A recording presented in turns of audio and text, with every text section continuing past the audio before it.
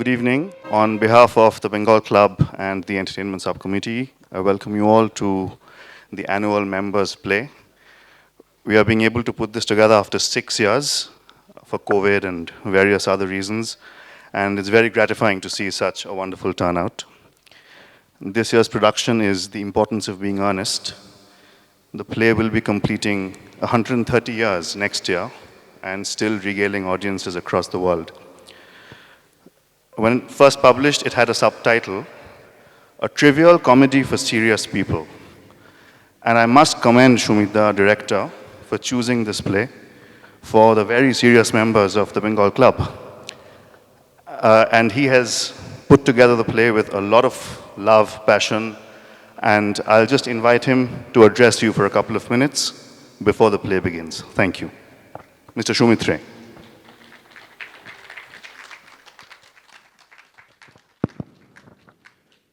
Thank you, Shubho. Good evening, ladies and gentlemen, and welcome to this evening's performance. Before I begin, I have a couple of people to thank.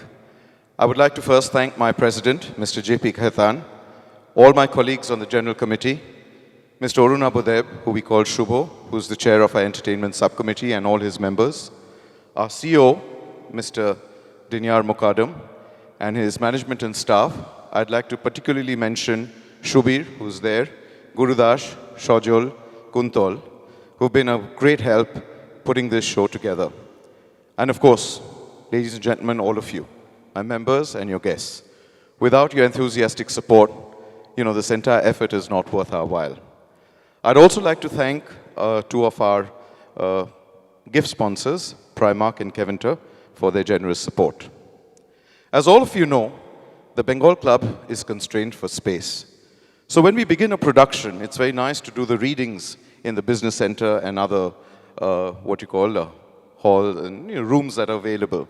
But when we start blocking and acting, always there's a fight with CO because often we don't get room 300 or we don't get 150 and we are in a bit of a dilemma. And therefore there's a very special person I'd like to thank, without whose help this production would not have seen the light of day. And that is Afroze Randerian. Please put your hands together. Thank you, ladies and gentlemen, because she is such a generous member, a co-star, a part of our play group, because she takes us to her community hall in her building, which incidentally is air-conditioned. And therefore, in the summer, it's easy to perform. And not only that, the cast is every day on time at 7 o'clock sharp after a hard day's work because of the delectable spread that she does it. So if Manoj is here, I hope you're listening, it can give the food subcommittee a run for its money. And therefore, if you've seen a couple of us a little on the inch here, it's all thanks to Afroze in the last 3 months of the feeding that she's done. So thank you very much, Afroze, for everything that you do and put this together. Thank you. I think Shubho's already told you about the play this evening. Well, I will not talk about it because it's a most well-read, well-loved. I think most of you in this audience would have read it, seen it, maybe even gone and seen some plays in West End about it. But the reason why we chose is because I realized that we've not done an Oscar Wilde play at the Bengal Club for a long, long time. But I will not talk about the play because it's really a simple story about two gentlemen in Victorian England who masquerade with different names and trying to avoid the social and moral obligations of the Victorian society at that time. But how they find their lady love is the twist and tale that you will see. But what is interesting, and the trivia that I want to mention, is that Oscar Wilde wrote this play in 1894 when he was living in a place called Worthing. And he had already reached a lot of success because Lady Windermere's Fan, which all of you would have read, An Ideal Husband, and a couple of these plays had already gained a lot of significance. So this play, incidentally, was a play that he had done with a lot of references to people he had met. And you will see a character in the play today called Lady Bracknell, which was based on his lover, Alfred Douglas's mother. And Alfred Douglas's mother at the time used to live in Bracknell. She was married to the Marquis of Queensberry. And what is very interesting is that when the Marquis of Queensberry got to know that Oscar Wilde was doing a play, and this is a character that was based on his wife, he threatened to go to the show with a bag of rotten vegetables to throw it at Oscar Wilde. And Lord Alfred Douglas quickly tipped his lover, and Oscar Wilde and he ensured that the Marquis did not attend the show. Thereafter, it's a huge story, and you know what happened to poor Oscar Wilde. So that is really the story, and I hope you'll enjoy our performance this evening. Having said that, I'd like to end with a small little personal anecdote. The Bengal Club theatre group that we formed, it's an informal group, and we aptly call ourselves the Actors Squadron, a name that was aptly given by my wife Anuradha years back. And why we call ourselves the Actors Squadron is because we conjure up a lot of these performances, and a lot of our players come and go. Often it's not possible to accommodate everyone in a script. And one of our players, who's been a real mentor, he was one of the first who actually started the English play at the Bengal Club. We lost him in 2021, Mr. Deepak Atal. If all of you would remember, 6 years back when we did Arsenic and Old Days, he did a double role. And that was his performance. And after that he said, Sumit, I don't think I can remember lines anymore, but I'll be there and I will help you in any which way, but don't ask me to do another part. Very unfortunate, Mr. Atal was a very fine actor, very enthusiastic, part of our group here in Bengal Club and in Tolly. And therefore, on behalf of the Actors Squadron of the Bengal Club, and with your permission, ladies and gentlemen, we'd like to dedicate this performance in his memory. Thank you so much.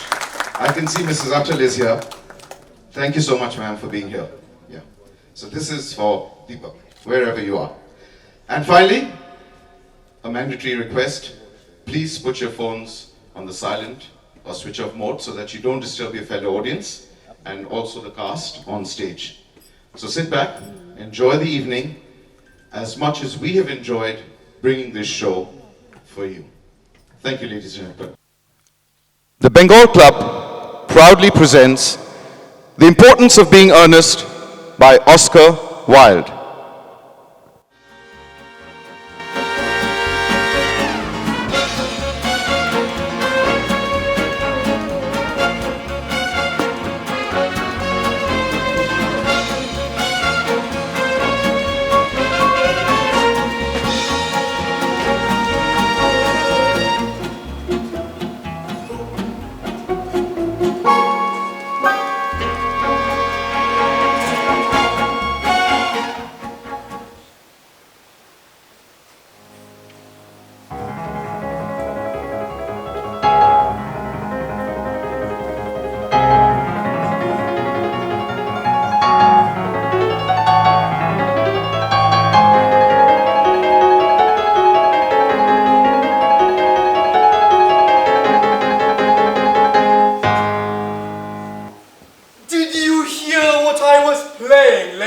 I didn't think it polite to listen, sir. I don't play accurately. Anyone can play accurately, but I play with wonderful expression. As far as the piano is concerned, sentiment is my forte. I keep the science for life. Yes, sir. And speaking of the science of life, have you got the cucumber sandwiches cut for Lady Bracknell? Yes, sir.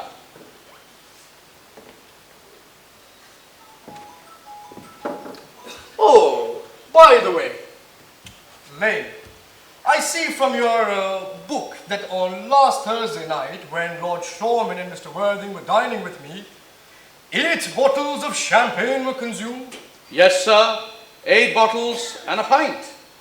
Why is it that at a bachelor's establishment the servants invariably drink the champagne? I ask merely for information. I attribute it to the superior quality of the wine, sir. I have observed that in married households, the champagne is rarely of a first-rate brand. Good heavens! Is marriage so demoralizing as that? I think it's a very pleasant state, sir. I've had very little experience of it myself. I've been married only once. That was in consequence of a misunderstanding between myself and a young person. Rather unfortunate. That will do, Lane, thank you. Thank you, sir.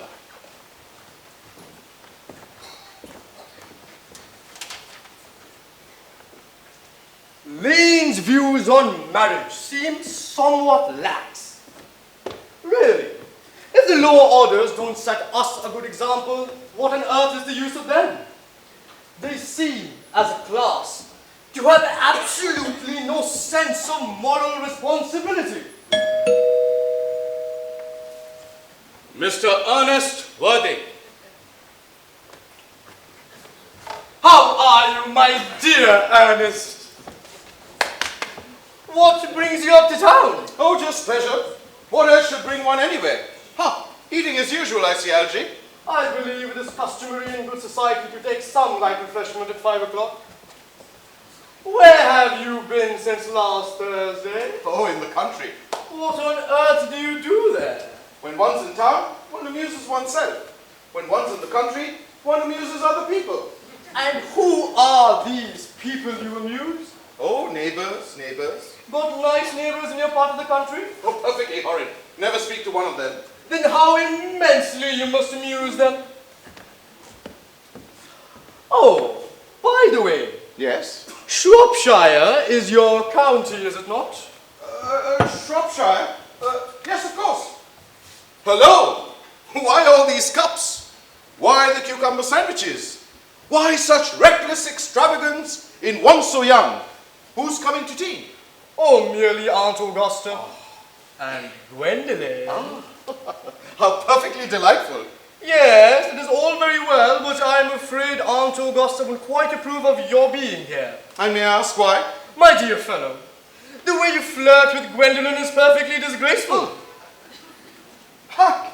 I'm in love with Gwendolyn. I've come up to town expressly to propose to her. Well, I thought you came up for pleasure. I call this business. How utterly unromantic you are. I really don't see anything romantic in proposing. Yes, it is indeed very romantic to be in love, but there's nothing romantic about a definite proposal. If accepted, then the excitement is all over. The very essence of romance is in uncertainty. I have no doubt about that, my dear Algie. The divorce courts were specially invented for people whose memories were curiously constituted. Oh, there's no use speculating on that subject. Divorces are made in heaven. Please don't touch the cucumber sandwiches. They are cut especially for Aunt Augusta. Oh, but you've been having them all the time. That is quite a different matter. She is my aunt, not yours.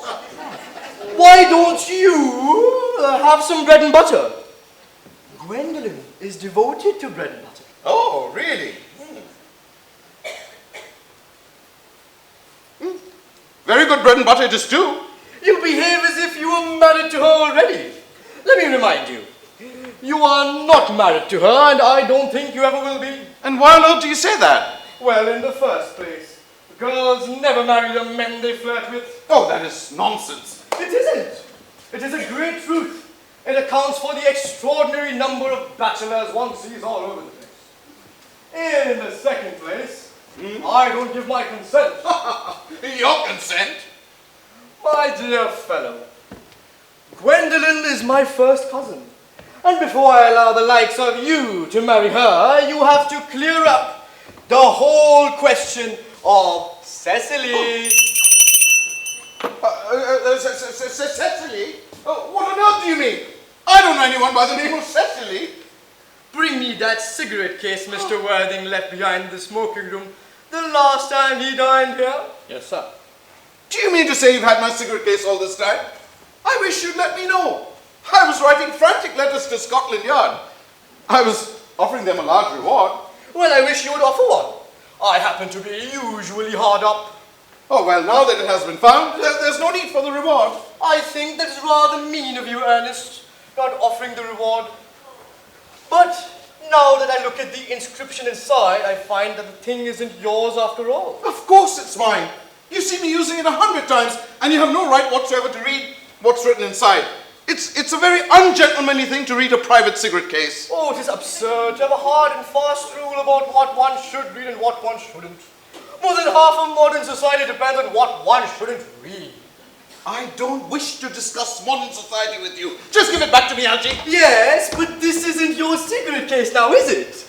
This cigarette case is a present from someone by the name of Cecily.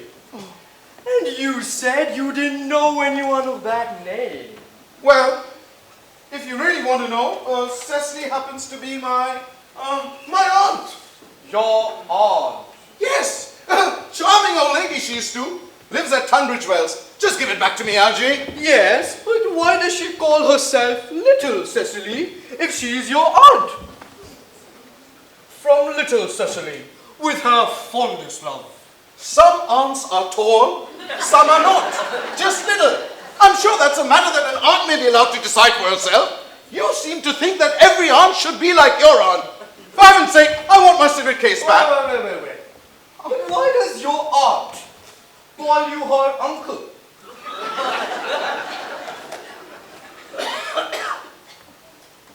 From your little Cecily, with her fondest love, to her dear Uncle Jack. I admit there's no objection to an aunt being a small aunt, but why an aunt, no matter what her size may be, should call her own nephew her uncle? I can't quite make out. Besides, your name isn't Jack, it's Ernest. But it isn't Ernest, it's Jack. Ooh. You've always told me it was Ernest. I've introduced you to everyone as Ernest. You answer to the name Ernest. You look as if your name was Ernest. You are truly the most earnest-looking person I ever saw in my life. It's perfectly absurd of saying your name isn't Ernest. It's on your cards. Here's one of them. Oh, Mr. Ernest Worthing before the Albany. I will keep this as proof that your name is Ernest. If you ever attempt to deny it to me, or to Gwendolyn, or to anyone else for that matter. Oh, well, my name is Ernest in town and Jack in the country, and the cigarette case was given to me in the country. Yes, but that doesn't account for the fact that your little Aunt Cecily, who lives in Tunbridge Wells, calls you her dear uncle. Now go on, tell me the whole thing truthfully, and I may mention I have always suspected you of being a confirmed and secret Bunburyist. And I'm quite sure of it now. A Bunburyist? Huh. What on earth do you mean by a Bunburyist? I'll reveal to you the meaning of that expression as soon as you're kind enough to tell me why you were called Ernest in town and Jack in the country. Well, give me back my cigarette case first. Here it is. Now go on. Produce your explanation and pray. Make it improbable. Ha! My dear Arjun, there's nothing improbable about my explanation. It's perfectly ordinary. Old Mr. Thomas Guardian, who adopted me when I was a little boy, made me in his will guardian to his granddaughter, Miss Cecily Guardian. Cecily, who addresses me as uncle, for motives of respect that you possibly cannot appreciate, lives at my place in the country under the charge of her admirable governess, Miss Prism. Where is that place in the country, by the way? You are not going to be invited, and I may tell you candidly that the place is not in Shropshire. Aha! I suspected that, my dear fellow.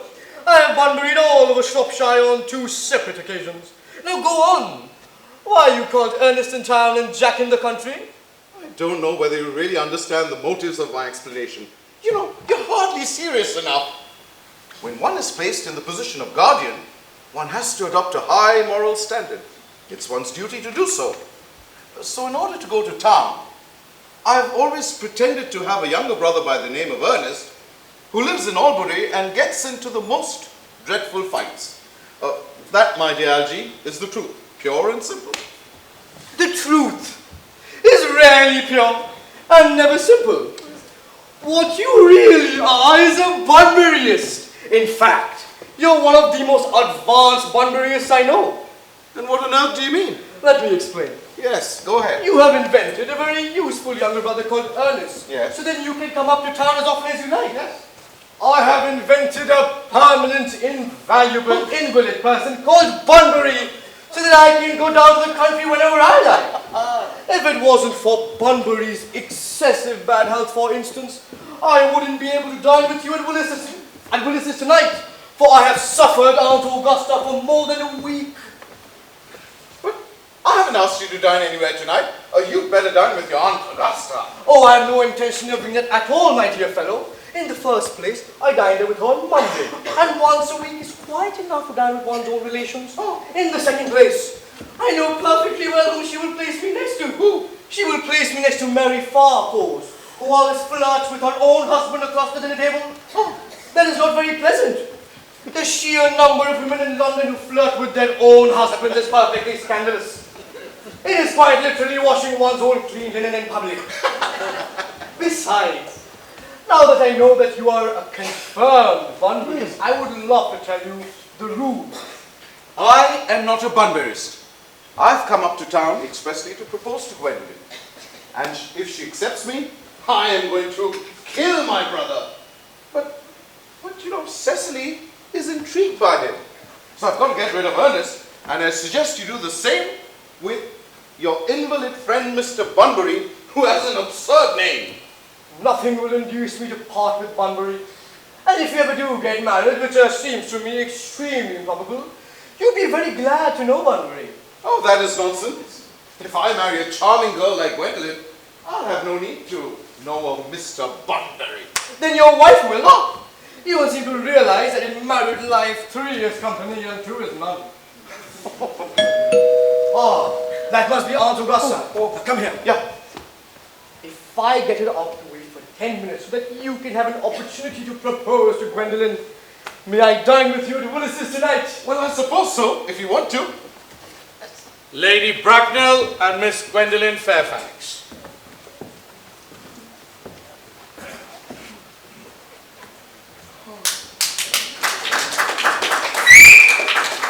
Good afternoon, dear Arjun. I hope you are behaving very well. I am feeling very well, Aunt Augusta. That's not quite the same thing. In fact, the two things rarely go together. Dear me, Gwendolyn, you look very good. I always look good. Do I not, Mr. Worthing? You're perfect, Miss Fairfax. Oh, I hope I'm not that. It would leave very little room for improvement. And I intend to improve in many directions. I'm sorry if we were a bit late, Algernon. I was obliged to call on dear Lady Harbury. I hadn't been there since her poor husband died. I've never seen a woman so altered. She looks 20 years younger. And now, I'll have a cup of tea and one of those nice cucumber sandwiches you promised me. Certainly, Aunt Augusta. Gwendolyn, won't you come and sit there? Thanks, Mama. I'm quite comfortable where I am. How has Lady Harbury been? I am aware I hear her hair has turned quite gold from grief. It certainly has changed its color. From what cause, I of course cannot say. Thank you. I have quite a treat for you tonight, Algernon. I'm going to send you down with Mary Farhorse. She's such a wonderful woman and so attentive to her husband. It's delightful to watch them. I'm afraid, Aunt Augusta, I shall have to give up the pleasure of dining with you tonight after all. I should hope not, Algernon. It would put my table completely out. It is a terrible disappointment to me. But the fact is, I've just received an urgent telegram saying that my poor friend Bunbury is very ill again. They seem to believe that I should be with him now. It's very strange. This Mr. Bunbury seems to be suffering from curiously bad health. Yes, poor Bunbury is a dreadful invalid. I think, Algernon, you should ask Mr. Bunbury to make up his mind whether he wants to live or die. This shilly-shallying with the subject is absurd. Oh, Aunt Augusta, I certainly hope you don't mean that. I should be much obliged if you would ask Mr. Bunbury to be kind enough not to have a relapse on Saturday, for I am relying on you to arrange my music for me. It is my last reception, and one would want something that would encourage conversation, particularly at the end of the season when everyone has practically said whatever they had to, which in most cases is probably not much. I shall speak to Bunbury, Aunt Augusta. That is, if he is still conscious. And I can promise you he'll be perfectly all right by Saturday. I shall run over the program I've drawn out, if you would kindly accompany me to the next room for a moment. That's very kind of you, Algernon. I'm sure the program will be delightful after a few edits. Gwendolyn, you will accompany me. Certainly, Mama. In a minute.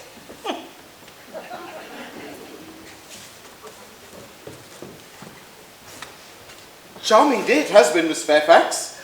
Pray don't talk to me about the weather, Mr. Worthing. Whenever anyone talks to me about the weather, I feel almost certain that they mean something else. And that makes me so nervous. But I do mean something else. I thought so. In fact, I am never wrong. And I'd like to take advantage of Lady Bracknell's temporary absence. I would certainly advise you to do so. Mama has a way of coming back suddenly into a room. Oh, Miss Fairfax, ever since I met you, I've admired you more than any other girl. Yes, I'm quite well aware of the fact, and I often wish you had been more demonstrative in public. For me, you have always had an irresistible fascination. We live, as I hope you know, Mr. Worthing, in an age of ideals. And my ideal has always been to love someone by the name of Earnest. There is something in that name that inspires absolute confidence. From the moment Arjun told me that he had a friend named Earnest, I knew I was destined to love you. Oh, you really love me, Gwendolyn. Passionately. But you don't need to say that you couldn't love me if my name wasn't Earnest. But your name is Earnest. Oh, yes, of course. But suppose it was something else. Do you mean to say you couldn't love me then? That is clearly a metaphysical speculation.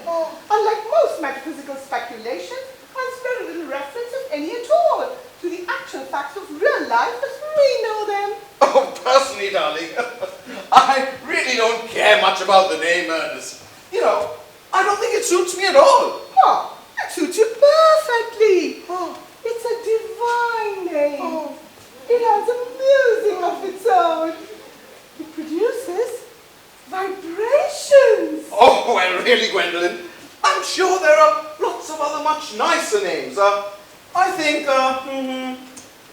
Jack, for instance, a charming name. Jack? Yes. No.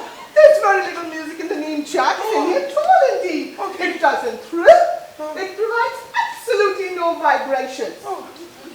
I have known several Jacks, and they all, without exception, have more than usually been plain. The only real safe name is Earnest. Oh, Gwendolyn, I must get christened at once. I mean, we must get married at once. Married, There's no Mr. time to be Worthing? lost. Married? Yes. You know that I love you, and you led me to believe that you're not quite indifferent to me. I adore you, but you haven't proposed to me yet. Nothing has been said at all about marriage. The subject hasn't even been touched upon. Oh, Gwendolyn. Yes, Mr. Worthing? May I propose to you now? Yes, and to save you any possible disappointment, Mr. Worthing, I think it only fair to tell you quite frankly beforehand that I'm fully determined to accept you. Oh, Gwendolyn! Yes, Mr. Worthing, what have you got to say to me? You know what I've got to say to you? But you haven't said it yet! Oh, really? Gwendolyn, darling, will you marry me? Of course I will, darling! I'm afraid you've had very little experience in how to propose. Yes, darling, I've never loved anyone in the world but you. Yes, but men often propose for practice. I know my brother Cheryl does. Okay. All my girlfriends tell me so. What wonderful eyes you have, Ernest. I hope that you'll always look at me just like that. Especially when there are other people present. Mr. Worthing! Rise, sir, from this semi-recumbent posture. It is most indecorous. Mama, I must beg you to leave us. Besides, Mr. Worthing hasn't quite finished yet. Finished what, may I ask? I'm engaged to Mr. Worthing, Mama. You are nothing of that kind. Should you do become engaged to someone, I or your father will inform you of the fact. An engagement should come as a surprise, pleasant or unpleasant as the case may be. It is hardly a matter that she should be allowed to arrange for herself. And now, I have a few questions to put to you, Mr. Worthing. Yes. While I make these inquiries, Gwendolyn, you will wait for me below in the carriage. Mama! The carriage, Gwendolyn. Gwendolyn, the carriage. Yes, Mama.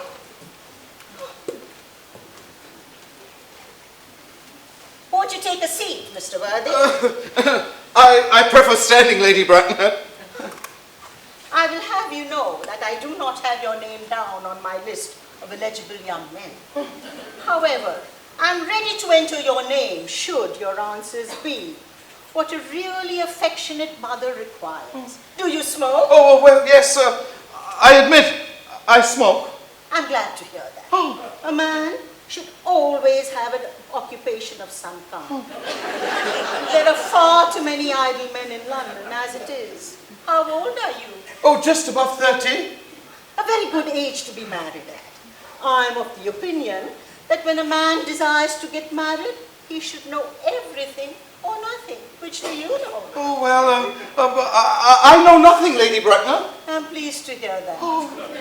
I do not approve of anything that tampers with natural ignorance. Ignorance is like a delicate, exotic fruit. Touch it and the bloom is gone. Okay. The whole purpose of education is radical experience. What is your income? Oh, between 7,000 and 8,000 a year. In land or in investments? Oh, in investments mainly. I'm glad to hear that. Owning land gives one position. That's all that can be said about land. Oh, well, but I do own a country house with some land attached to it. About 1,500 acres, I believe, but I don't depend on that for my real income. I'm glad to hear that. A country house. How charming. How many bedrooms? Oh, well, that can be sorted out later on. I hope you have a townhouse as well. A girl with a simple, unspoiled nature like Gwendolyn can hardly be expected to reside in the country. Oh, well, I do have a townhouse at Belgrave Square, but it's let out by the year to a Lady Bloxham. But I can get it back whenever I like it at 6 months' notice. Lady Bloxham? I don't know. Oh, she's a lady considerably advanced in her years. That's no guarantee of respectability of character. What number in Belgrave Square? Oh, 149. Ah, the unfashionable sign. I knew there was something more to it. However, that can soon be altered. Do you mean the fashion or the side? Both if necessary, I presume. Okay. What are your politics? Oh, well, I'm afraid I have none. I'm what they call a liberal unionist. The Countess Tory. They dine with us. And now, for minor matters. Are your parents living? Oh, well, I'm afraid I've lost both my parents. To lose one parent, Mr. Worthing, is a misfortune. To lose both seems like carelessness. Who was your father? Was he evidently a man of wealth? Or was he born in what the radical papers call the purple of commerce? Or did he rise from the ranks of the aristocracy? I'm afraid I really don't know. I said I've lost my parents, but it would be nearer the truth to tell you that my parents lost me. I don't know who I am at birth. I was found. Found?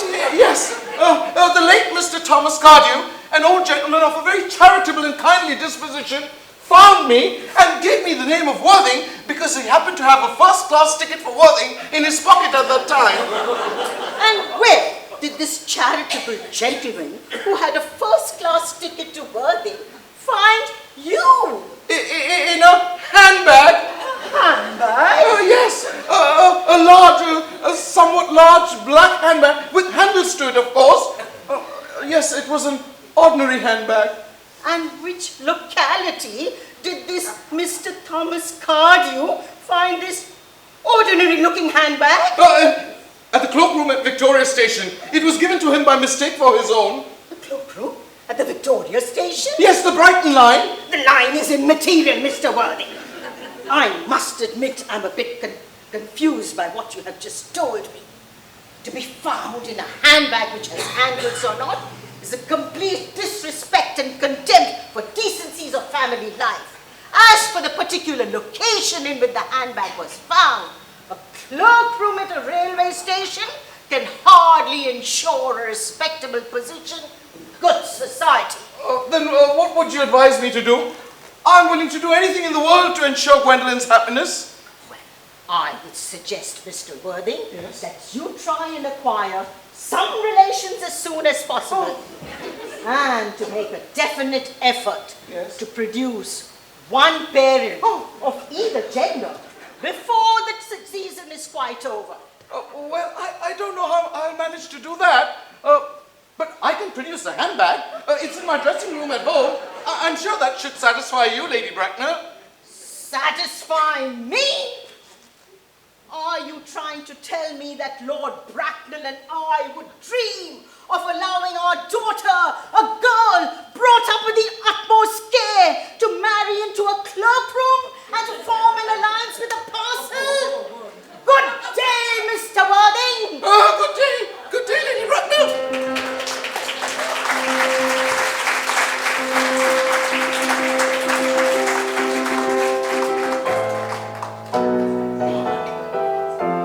For heaven's sake, stop playing that tune! How idiotic you are, Arjun!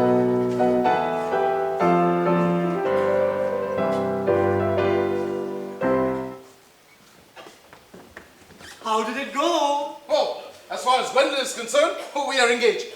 But her mother is perfectly unbearable. Never met such a horrendous monster in my life. I beg your pardon. I suppose I shouldn't be speaking about your own aunt like that before you. My dear boy, I love hearing my relations abused. It is the only thing that makes me put up with them at all. Relations are simply a tedious pack of people who haven't got the remotest knowledge on how to live, or the smallest instinct about when to die. But you don't think that Gwendolyn will become like her mother in about 150 years, do you, Arjun? All women become like their mothers. That is their tragedy. By the way, did you tell Gwendolyn the truth about you being Earnest in town and Jack in the country? My dear fellow, the truth isn't the sort of thing that you tell a nice, charming girl like Gwendolyn. What extraordinary ideas you have on how to behave with a woman. The only way to behave to a woman is to make love to her if she's pretty, and to someone else if she's plain. Oh, that is nonsense. What about your brother?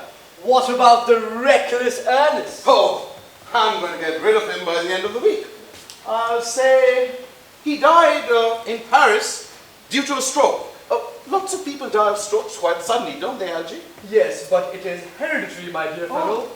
It is the sort of thing that runs in families. Oh. You had better say a severe chill. Okay, very well then. But are you sure severe chill isn't hereditary? Of course it isn't. Okay, then my poor brother Ernest died in Paris due to a severe chill. That gets rid of him. But didn't you say that Miss Cardew was very interested in your poor brother Ernest? Won't you feel has lost a good deal? Don't worry about that. Cecily is not a silly romantic, I'm glad to say. I would rather like to see Cecily. And I will make sure you never do. She's excessively pretty. Well, have you told Gwendolyn that you have an excessively pretty ward? One doesn't blurt these things out to people. Cecily and Gwendolyn are perfectly ordained to be great friends. I'll bet you anything you like. Half an hour after they've met, they'll be calling each other sister. Good old chap. Women only do that after they've called each other a lot of other things first. Now, my dear boy, if we have to get a good table at Willis's, we really must go and dress. What shall we do after dinner? Go to a theatre? I loathe listening. Well, then let us go to the club. I hate talking. Well, then what shall we do? Nothing! Awful lot of hard work doing nothing.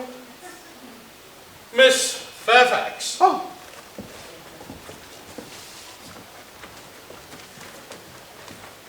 Algie, kindly turn your back. I have something very important to say to Mr. Worthing. Really, Gwendolyn? I don't think I can allow this at all. Algie, you always adopt such a strictly immoral attitude towards life. You're not old enough to do so. Yes, my darling. Ernest? Yes? We may never be married. Oh, from the expression on Mama's face, I'm afraid we never shall. Okay. Few parents pay any heed to what their children say to them. The respect for the young is fast dying out. Whatever influence I had over Mama, I lost at the age of 3. Oh. But although she may prevent us from being man and wife, Yes. and I may marry someone else, Oh. I'll marry often. Oh. Nothing that she can possibly do can alter my eternal devotion to you? Oh, Gwendolyn. The story of your romantic origin, as narrated to be my mama, with unpleasing comments, has naturally stirred the deeper fibers of my nature. Your Christian name has an irresistible fascination. The simplicity of your character makes you exquisitely incomprehensible to me. Your town address at the Albany I have. What is your address in the country? Oh, write it down. The Manor House, Woolton, Hertfordshire. I will communicate with you daily by mail. How long do you remain in town? Oh, till Monday. Good. Algie, you may turn around now. And you may also ring the bell. You'll allow me to see you to your carriage, darling, won't you? Certainly. I'll see Miss Fairfax out. Certainly. A glass of sherry, Lane. Yes, sir. Manor House, Woolton, Hertfordshire. Tomorrow, Lane, I'm going bunburying. Yes, sir. I shall probably not be back till Monday. You can put up my dress clothes, my smoking jacket, and of course, all the Bunbury suits. Yes, sir. I hope tomorrow will be a fine day, Lane. It never is, sir. Lane, Sir, you're a perfect pessimist. I do my best to give satisfaction, sir.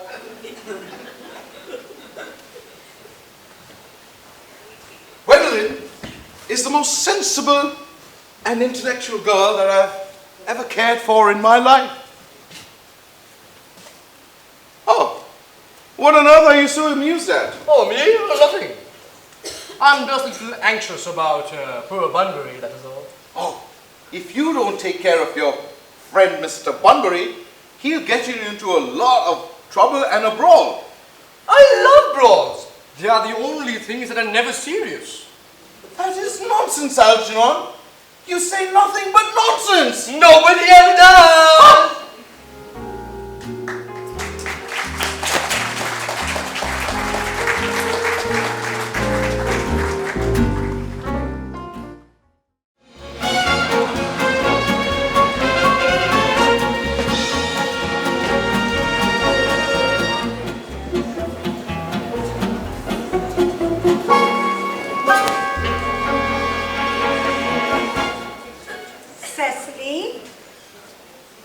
Cecily, surely such a functional occupation as watering of roses is much rather the gardener's duty than yours, especially at this moment when intellectual pleasures await you.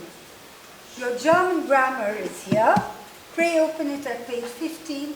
We will revise yesterday's lessons. But I don't like German. Child, you know how anxious your guardian is that you should improve yourself in every way. He laid particular stress on your German as he left for town yesterday.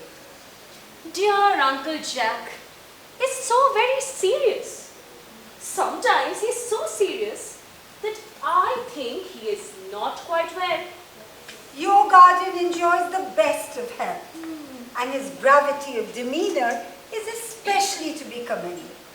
I know no one with a higher sense of duty and responsibility. Ah, I suppose that is why he looks a little bored when we three are together. Cecily, I'm surprised at you. Mr. Worthing has many troubles in his life. You must know his anxiety about that unfortunate young man, his brother.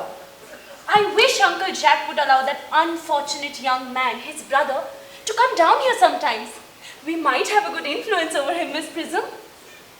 I don't think even I could produce any effect on a character who, according to his own brother's admission, is irretrievably weak and vacillating.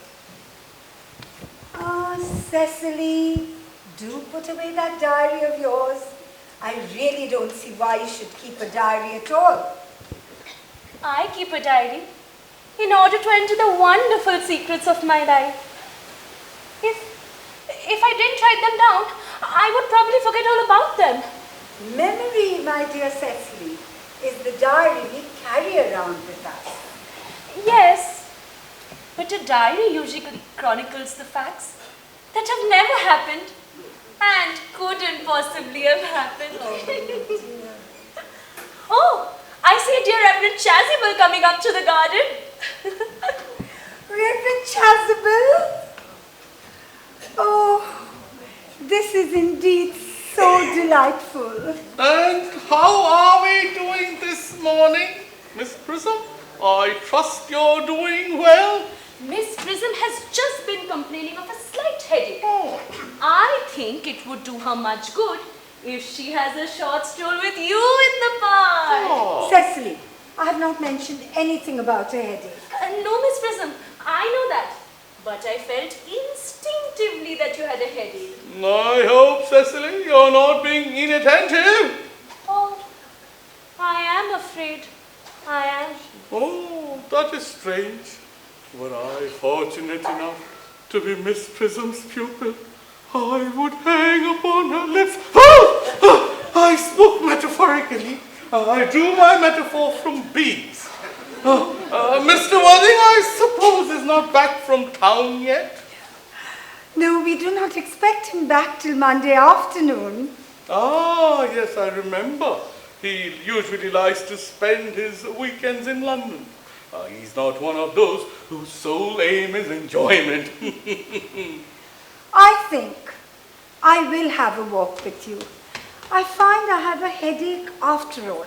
Oh, And a little stroll might do it good. with pleasure, Miss Prism, with pleasure. We can go as far as the school and back. That would be very delightful. Cecily, you will study your political economy in my absence.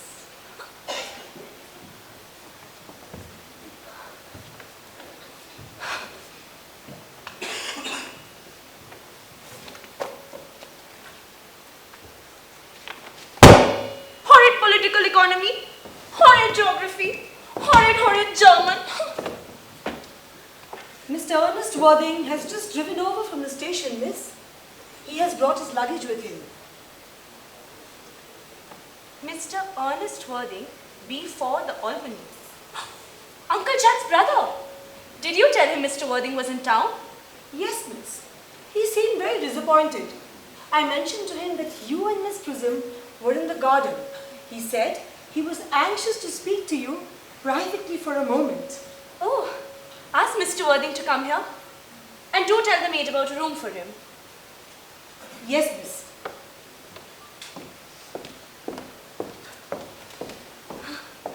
I have never met any really wicked person before. I feel rather frightened. I'm afraid he will look just like everybody else.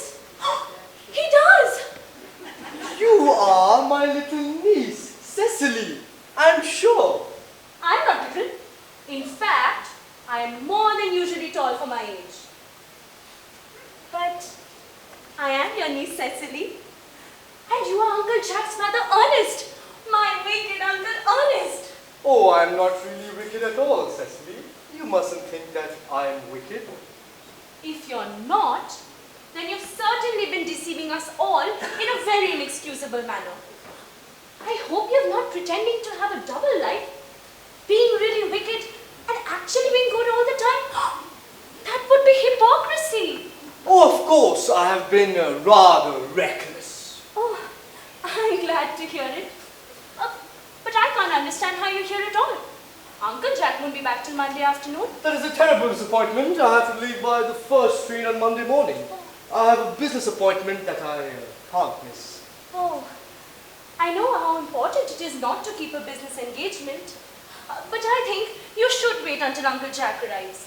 I know he wants to speak to you about your emigrating. About my what? You're emigrating. He has gone to town to buy your outfit. I certainly wouldn't let Jack buy my outfits. He has absolutely no taste in suits at all. I don't think you will require suits. Uncle Jack is sending you to Australia. Australia?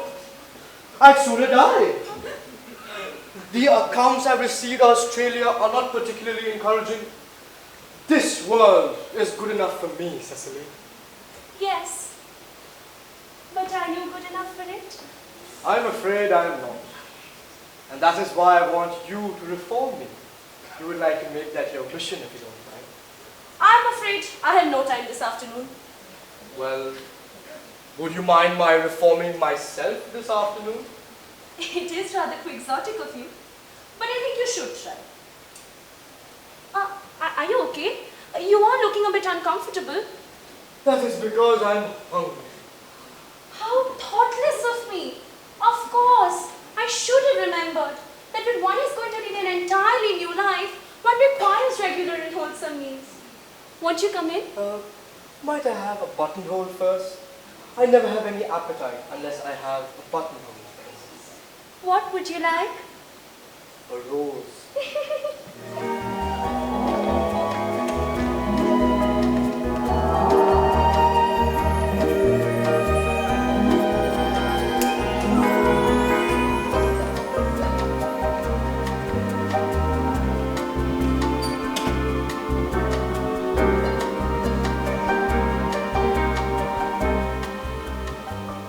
Why a rose? Because you are like a rose, Cecily.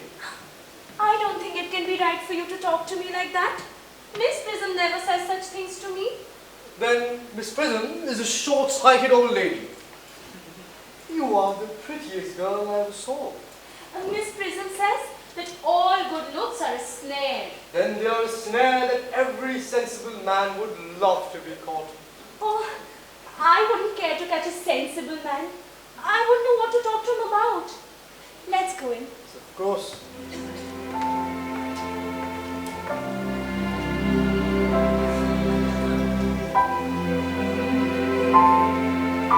Do sit down.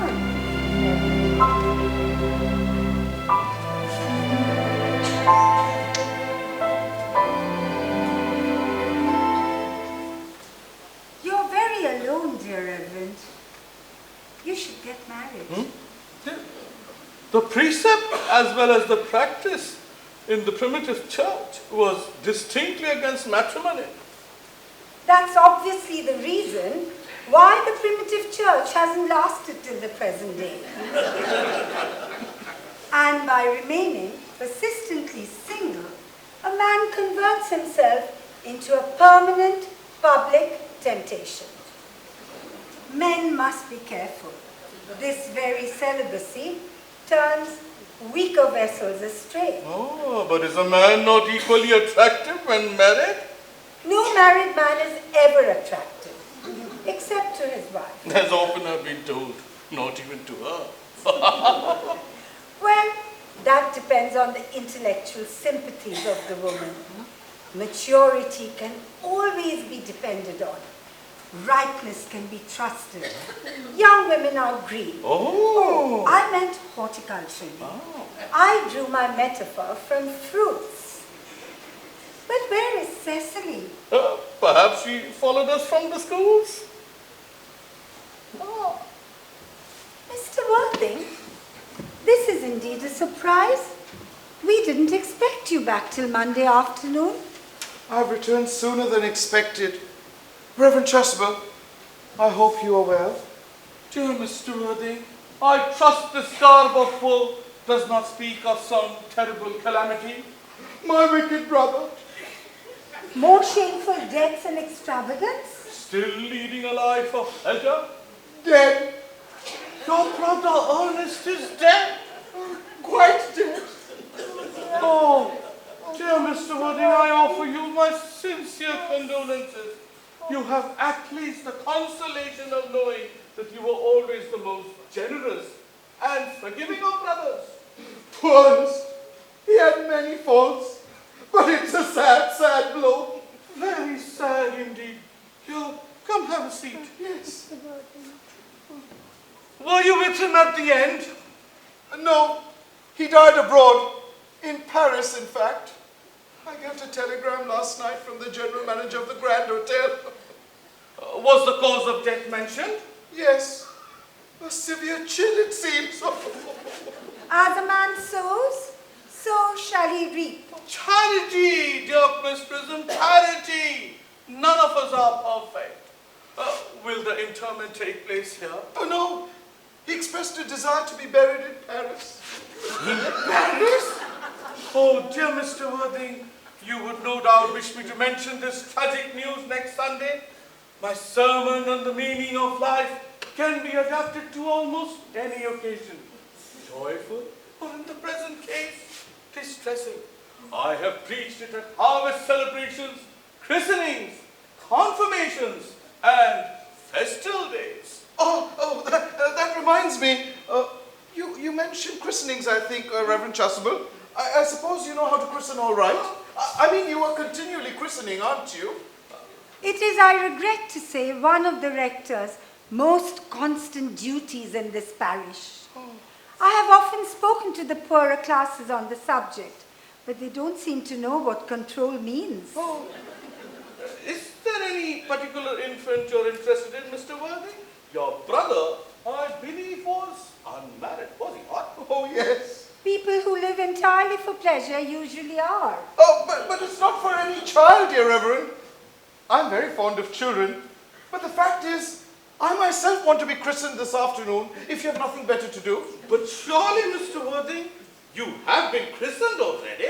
But I don't remember anything about it. Do you have any great doubts about the subject? I don't know if it'll bother you in any way, or if you think I'm too old enough now. Not at all. The sprinkling and immersion of adults is a perfectly canonical practice. At what hour do you wish the ceremony performed? I might trot around at 5 o'clock if that would suit you. Oh, perfect. In fact, I have 2 similar ceremonies to perform at that time. A case of twins that recently occurred in one of the outlying cottages on your very own estate. I don't see much fun in being christened with other babies. It might seem childish. Would 5:30 do? Perfect. But now, Mr. Worthing, I will no longer intrude into a house of sorrow. I merely beg you not to get bowed down by grief.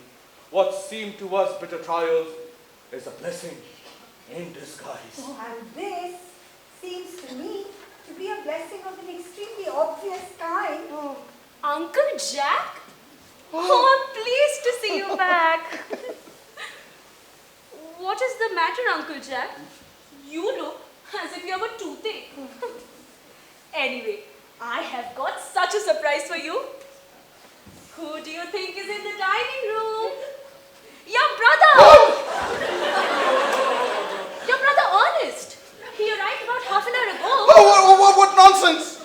Oh, don't say that.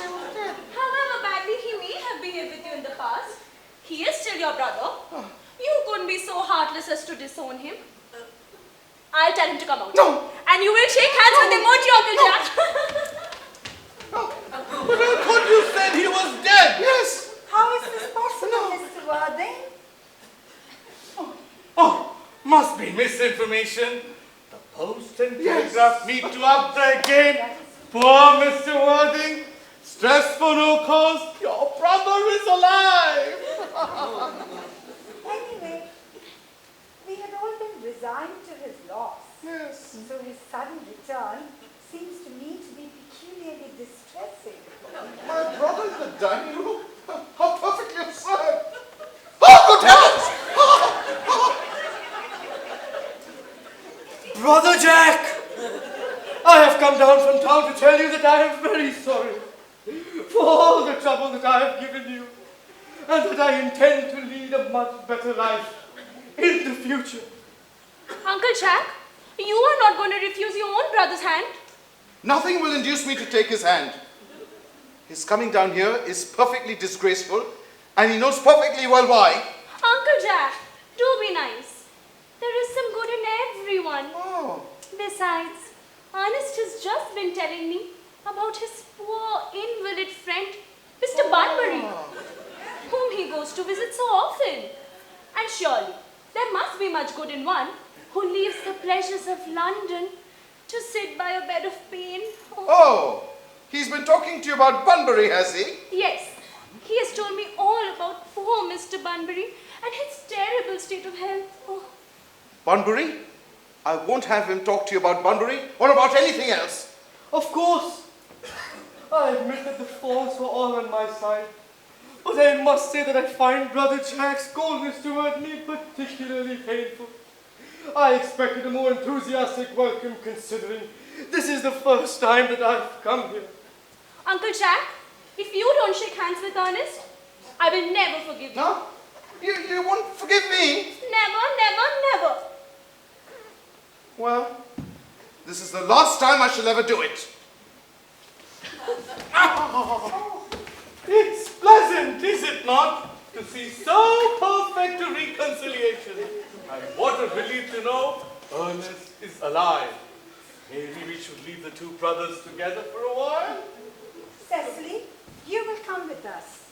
Certainly, Miss Prism. My little task of reconciliation is over. Dear child, you have done a great deed today. God bless you.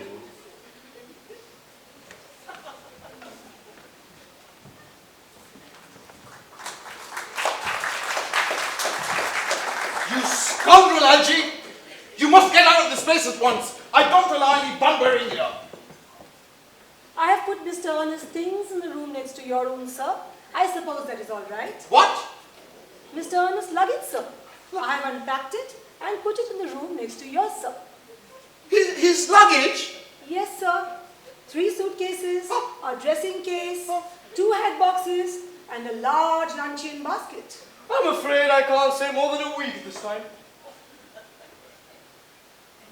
Merriman, order a coach at once. Mr. Earnest has been suddenly called back to town. Yes, sir. What a fearful liar you are, Ernest. I have not been called back to town at all. Yes, you have. By me. Well, Cecily is a darling. You are not to talk about Miss Cardew like that.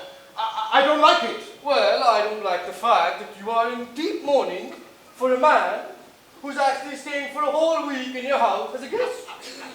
You are not staying with me for a whole week as a guest or anything.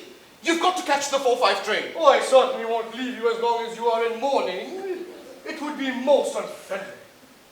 Your vanity is ridiculous. Your conduct and outrage. And your presence in my garden, perfectly absurd. You've got to catch the 4-5 train, and I wish you a pleasant journey back to town. Well, I think it has been a great success. I'm in love with Cecily, and that is everything. Ah, there she is. Oh, I merely came back to water the roses. I thought you were with Uncle Jack. He's gone to order the coach for me. Oh, is he going to take you for a nice drive? No, he's going to send me away. Do we have to part? I'm afraid so. It is a very painful parting. It is always painful to part from people whom one has known for a very brief space of time. The absence of old friends, one can endure.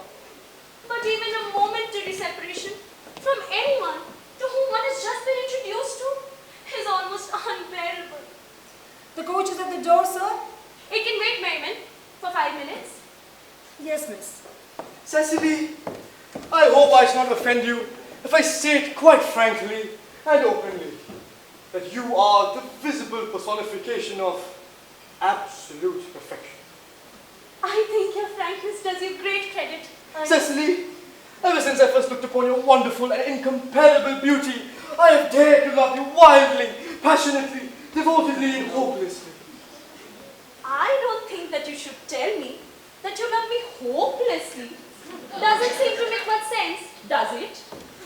The coach is waiting, sir. Well, tell her to come next week at the same hour. Yes, sir. Uncle Jack would be very annoyed if he knew you were staying until next week. Oh, I don't care about him. I don't care about anybody in the whole world but you. I love you, Cecily. You will marry me, won't you? Yes, of course. Why? We have been engaged for the last 3 months. What? Engaged? For the last 3 months? Yes, it will be exactly 3 months on Thursday. But how did we get engaged?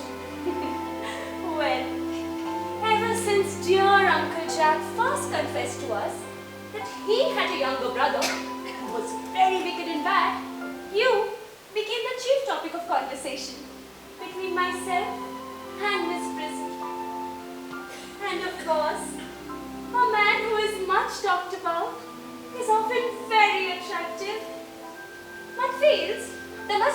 confiding in him after all. I dare say it was foolish of me. But I fell in love with you, Earnest. Darling, and when was the engagement actually settled? On the 14th of February last. After a long struggle with myself, I accepted you in this very garden. The next day, I bought this little ring in your name that I promised to always wear. It is very pretty, isn't it? Yes, you have wonderfully good taste, Earnest. It's the excuse I've always given for your leading such a wicked life. Oh, and this is the box in which I keep your dear letters. My letters? But my sweet Cecily, I have never written you any letters. I have just only met you. You don't need to remind me of that. I remember perfectly well that I was forced to write your letters for you. I wrote always, 3 times a week. Oh, do let me read them, Cecily. Oh, I couldn't possibly. The 3 you wrote me after I'd broken off our engagement are so beautiful that even now I can hardly read them without crying a little. But was our engagement ever broken off? Of course it was, on the 22nd of March. You can see the entry if you like. Today I broke off my engagement with Earnest. I think it is better to do so. The weather still continues charming. But why did you break it off? What had I done? I'm very hurt to hear that you broke off our engagement, Cecily, particularly when the weather was so charming. Well, it would have hardly been a serious engagement had it not been broken off at least once. But I forgave you before the week was out. What a perfect angel you are, Cecily. And you, my dear, are a romantic man. You'll never break off our engagement again, will you, Cecily? Oh, I don't think I could break it off now that I've actually met you. Besides, of course, there is the question of your name. Earnest. Yes! Of course. You must not laugh at me, darling. But it had always been a girlish dream of mine to love someone whose name was Earnest.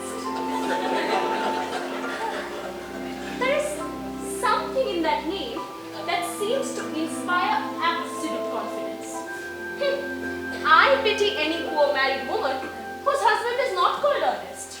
But my dear, do you mean to say that you could not love me if I had some other name? But what name? Oh, any name you like. Algernon, for instance. But I don't like the name Algernon. I really don't see why you should object to the name of Algernon. It's not a bad name. In fact, it is an aristocratic name. But seriously, if my name was Algie, couldn't you love me? I might respect you. I might admire your character. But I'm afraid I will never be able to give you my undivided attention if your name is not Earnest. I see. Your rector here is, I suppose, thoroughly experienced in the practices of all the rites and ceremonials of the church. Oh yes, Reverend Chasuble is a most learned man. Then I must see him at once, on a most important christening. I mean, on a most important business. Oh, I will be back in half an hour. considering that we have been engaged since 14th of February and that I've only met you today for the first time, you shouldn't leave me for so long a period as half an hour.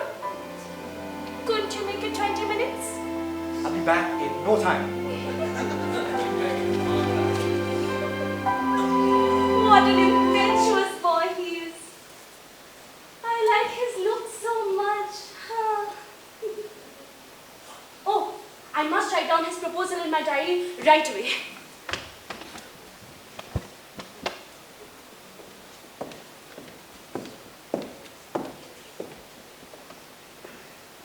Miss Fairfax has just called to see Mr. Worthing on some very important business, miss. Oh, isn't Mr. Worthing in his library? Mr. Worthing just went over to the rectory some time ago. Ask the lady to come here.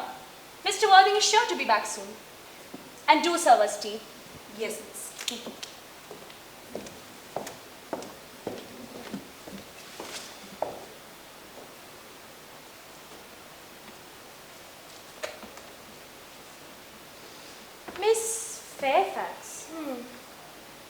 suppose one of the many good elderly women who are associated with Uncle Jack in some of his philanthropic work in London.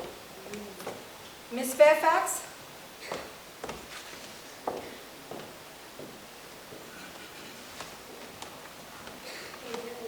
Let me introduce myself to you. My name is Cecily Cardew. Cecily Cardew. What a sweet name. Something tells me that we're going to be great friends. Why, I like you already more than I can say. My first impressions of people are never wrong. How nice of you to like me. Please sit down. May I call you Cecily? With pleasure. And you may call me Gwendolyn. My father is Lord Bracknell. You've never heard of Papa, I suppose? I don't think so. Are you here on a short visit? Oh no, I live here with my guardian, who with the assistance of Miss Prism has the arduous task of looking after me. Your guardian? Yes, I am Mr. Worthing's ward. Oh, it is strange. He never mentioned to me that he had a ward. How secretive of him. He grows more interesting hourly. But now that I know that you are Mr. Worthing's ward, and if I may speak candidly... Pray do. I think that whenever one has anything unpleasant to say, one must do that quite candidly. Well, to speak with perfect candor, Cecily, I do wish that you were much older and more plain-looking for your age. Earnest has a strong, upright nature and is the very soul of truth and honor. But even men with the noblest possible moral character are extremely susceptible to the influence of the physical charms of others. I beg your pardon, Gwendolyn. Did you say Earnest? Yes. Oh, but it is not Mr. Earnest Worthing who is my guardian. It is his brother, his elder brother. Earnest never mentioned to me that he had a brother. I am sorry to say they have not been on good terms for a long time now. Ah, that accounts for it. Cecily, you've lifted a load off my mind. I was growing almost anxious. Are you quite sure that it's not Mr.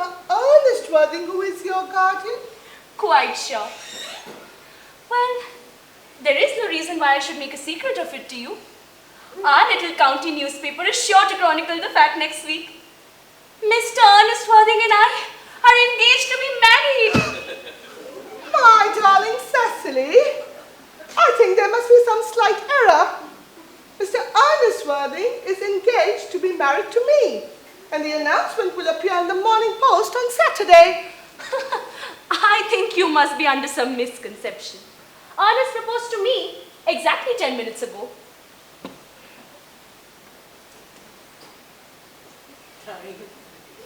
It is certainly very curious, for he asked me to be his wife yesterday afternoon at 5:30. If you would care to verify the incident. I never travel without my diary. I'm so sorry if it is any disappointment to you, but I'm afraid I have the prior claim. I feel bound to point out that since the time Ernest proposed to you, he has clearly changed his mind. If the poor fellow has been entrapped into any foolish promise, I shall consider it my duty to rescue him at once, and with a firm hand. Whatever unfortunate entanglement my dear man may have got into, I will never reproach him with it after we are married. Do you imply, Miss Cardew, that I am an entanglement? You are presumptuous. Do you suggest, Miss Fairfax, that I entrapped Ernest into engagement? How dare you! This is no time for wearing the shallow mask of manners. When I see a spade, I call it a spade. Huh. I'm glad to say that I have never seen a spade before. It is quite obvious that our social spheres are widely different.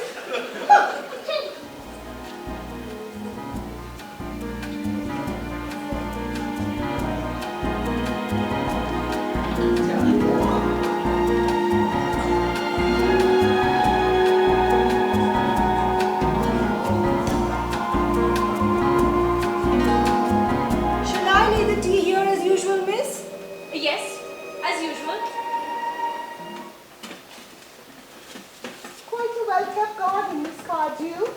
So glad you like it, Miss Fairfax. I had no idea that there were any flowers in the country. Oh, flowers are as common here, Miss Fairfax, as people are in London. Personally, I cannot understand how anyone manages to exist in the country. The country always bores me to death. Ah, I suppose that is what the newspapers call big town depression, is it not? May I offer you some tea, Miss Fairfax? Thank you. Detestable girl, but I'll require tea. Sugar. No, thank you. Sugar is not fashionable anymore.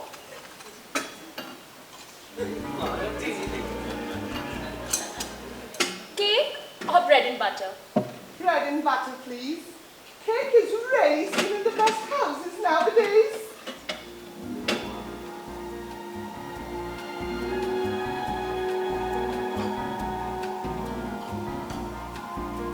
Hand that to Miss Fairfax. Yes, miss.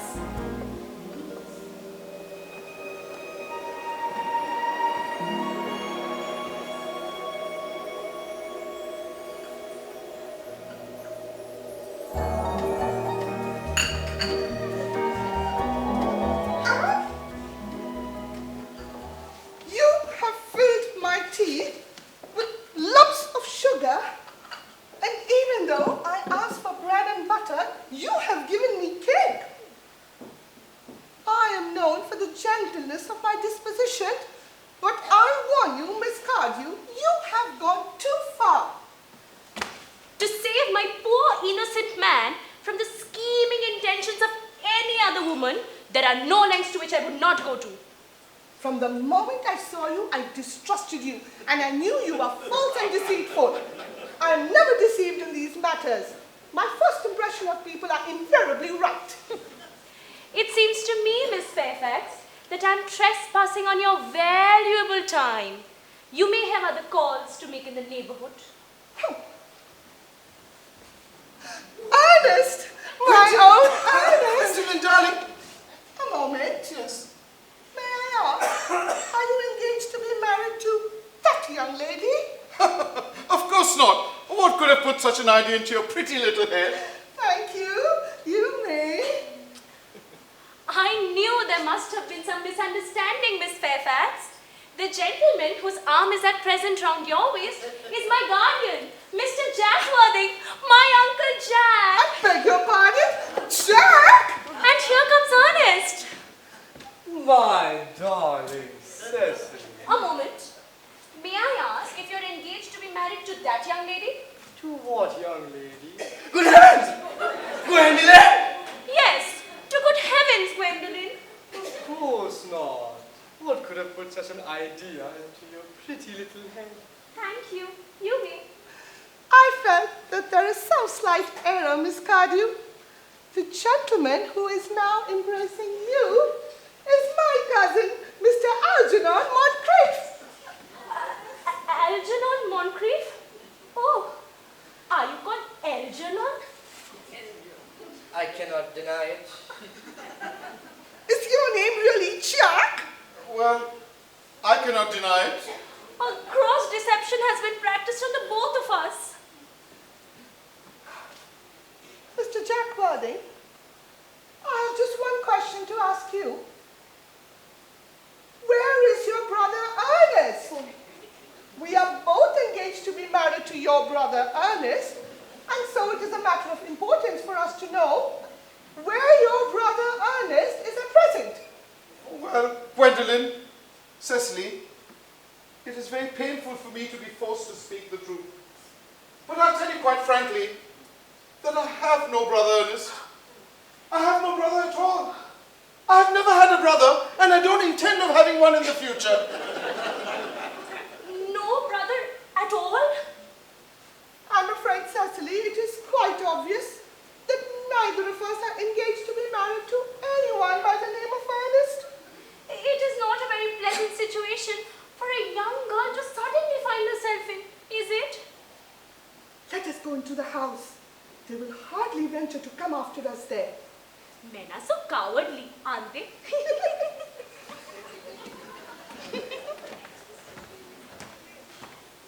only satisfaction I have of all of this wretched business is that your friend Bunbury is exposed and you won't be able to run to the country as often as you used to. And a very good thing too. Your brother is a little off color, isn't he, dear Jack? You won't be able to disappear to London as often as the wicked custom was. And not a bad thing either. As for your conduct towards Miss Cardew is concerned, your taking in a sweet, innocent girl like that is perfectly inexcusable, to say nothing of the fact that she's my ward. Well, I can see no possible defense at all for you deceiving a brilliant, clever, thoroughly experienced young lady like Miss Fairfax, to say nothing of the fact that she is my cousin. But I just wanted to be engaged to Gwendolyn. I'm in love with her. I simply want to be engaged to Cecily. I adore her. There is certainly no chance of you marrying Miss Cardew. I don't think there's much likelihood, Jack, of you and Miss Fairfax ever being united. Oh, that's none of your business. If it was my business, I wouldn't talk about it. It is very vulgar to talk about one's business. Ooh, muffins!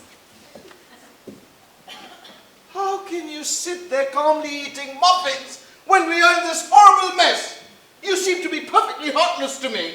Well, I can't eat muffins in an agitated manner, now can I? One should always eat muffins quite calmly. You seem to be perfectly heartless to me that you're eating muffins at all under the circumstances. When I'm in trouble, eating is the only thing that consoles me. Besides, I am particularly fond of my muffins. Well, that is no reason that you should be eating them in that greedy manner. I wish to goodness you would go. You can't possibly ask me to go without having some dinner. Besides, I've just made arrangements with old Reverend Chasuble to be christened at 5:45 under the name of Earnest. My dear fellow, the sooner you give up that nonsense, the better it is. Because I have made arrangements with Reverend Chasuble to be christened myself at 5:30. You have already been christened. Yes, but that was many years ago. Yes, but you have been christened, and that is the important thing. If you are having doubts on your ever having been christened, I must say I think it rather dangerous you are venturing on it now. It might make you very unwell. You could hardly have forgotten that your brother died in Paris due to a severe chill. Yes, but you said that was not hereditary. I know. But I dare say it is now. Science is always making wonderful improvements. That is nonsense, Arjun. You talk of nothing but nonsense. I wish you would go. I don't want you here. Why don't you just go? Well, I quite haven't finished my tea yet. And there are still some muffins left. Oh!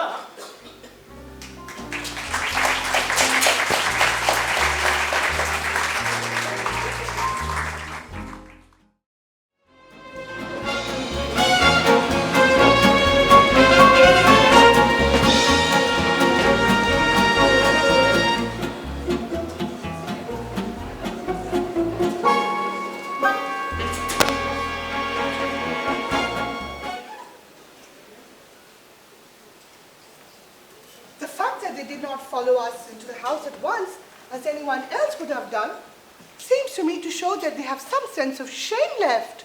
They have been eating muffins. That looks like repentance. They don't seem to notice us at all.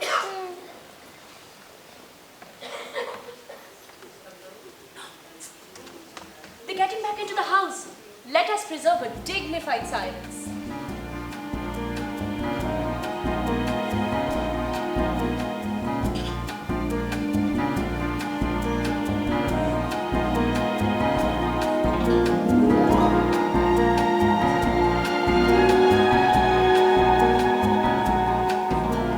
Mr. Moncrief, kindly answer the following question. Why did you pretend to be my guardian's brother? In order that I might have an opportunity of meeting you. That certainly seems like a satisfactory explanation, does it not? Yes, dear, if you can believe him.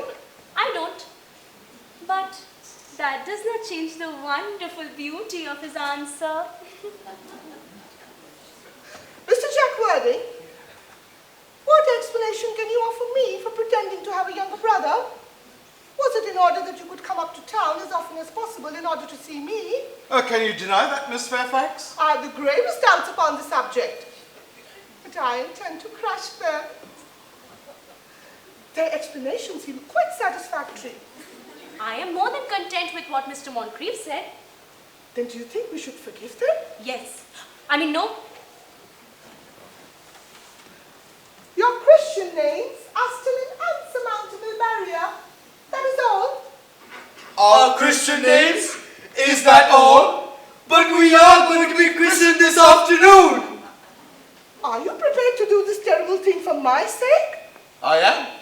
Are you ready to face this fearful ordeal to please me? I am. Where questions of self-sacrifice are concerned, men are infinitely beyond us. We are.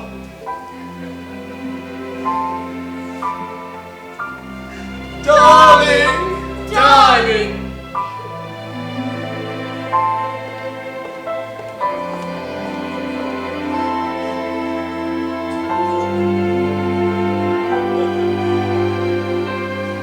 Lady Bracknell has just arrived. Oh, good heavens!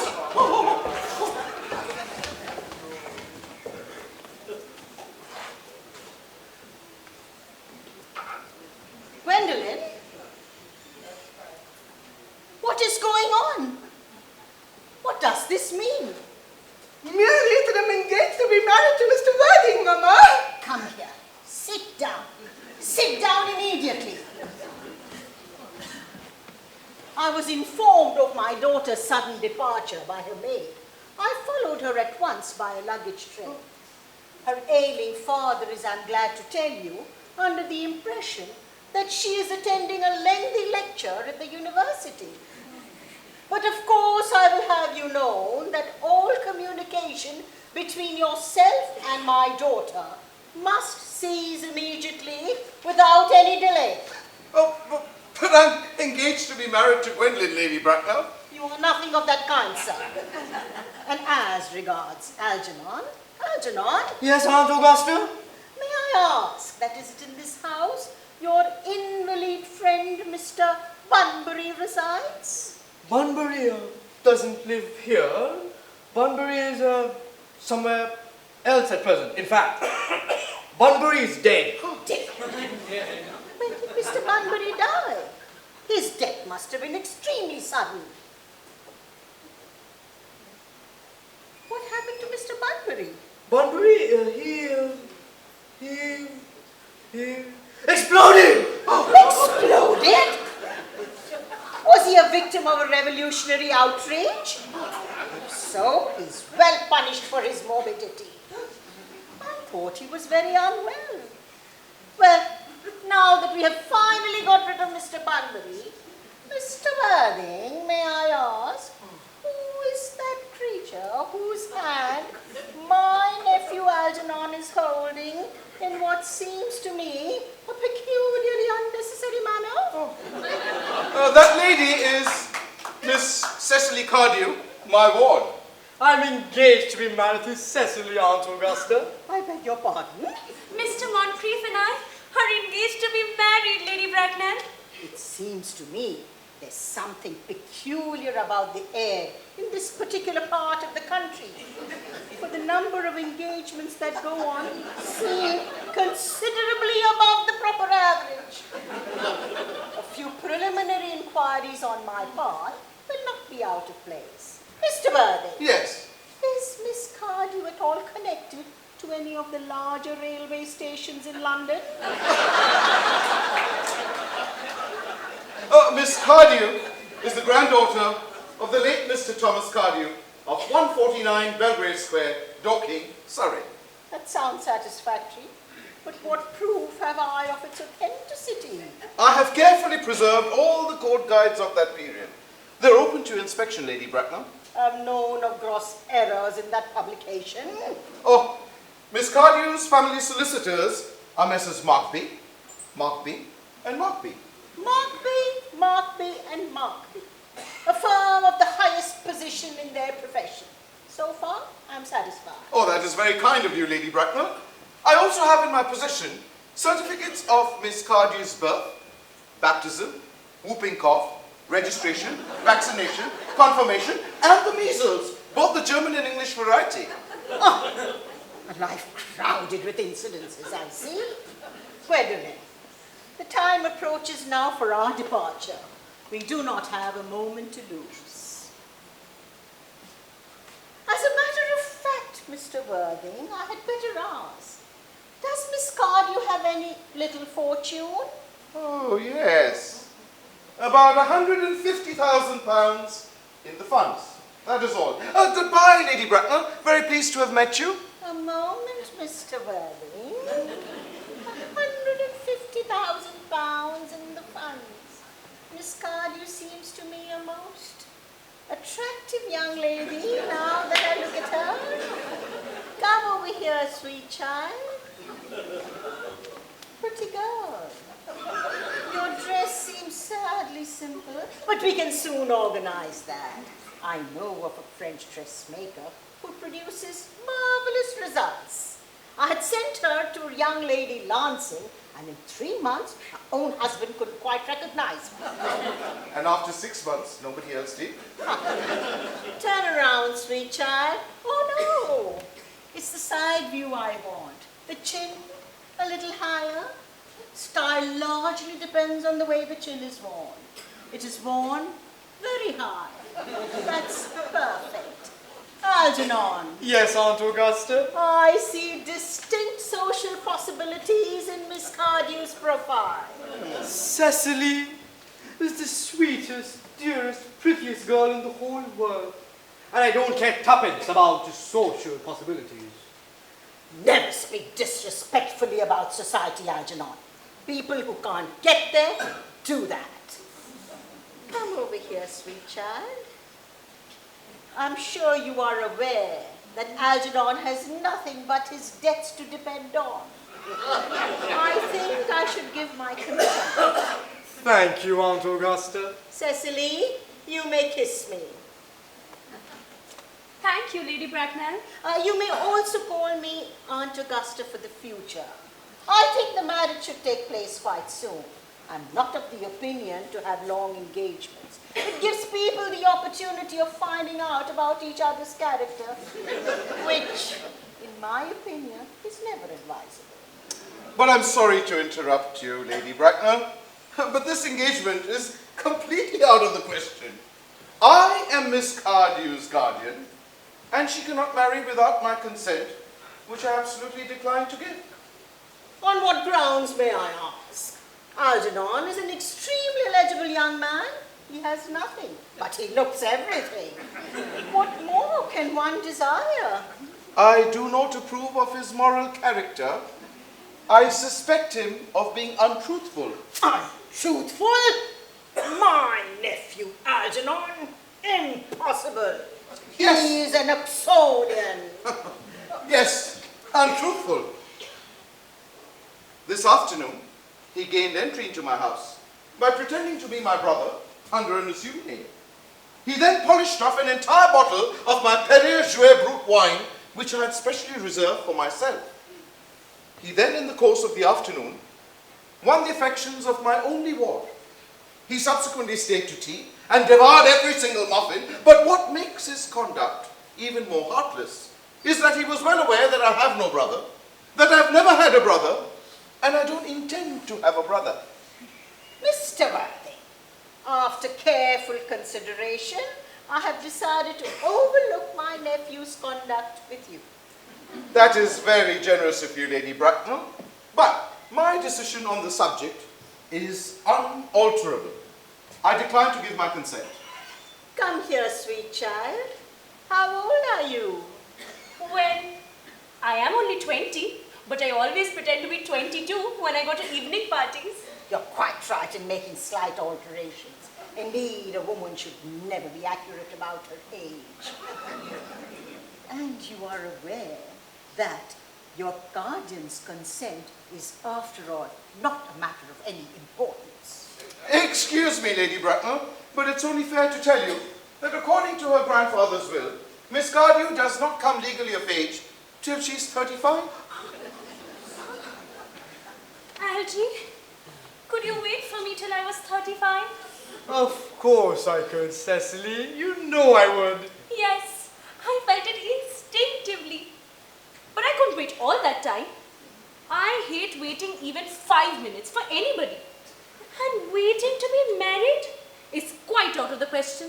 Then what is to be done, Cecily? I don't know, Mr. Moncrief. Mr. Worthy, as you know that Miss Cardew positively states that she cannot wait till she is 35, a remark I'm bound to say seems somewhat of an impatient nature.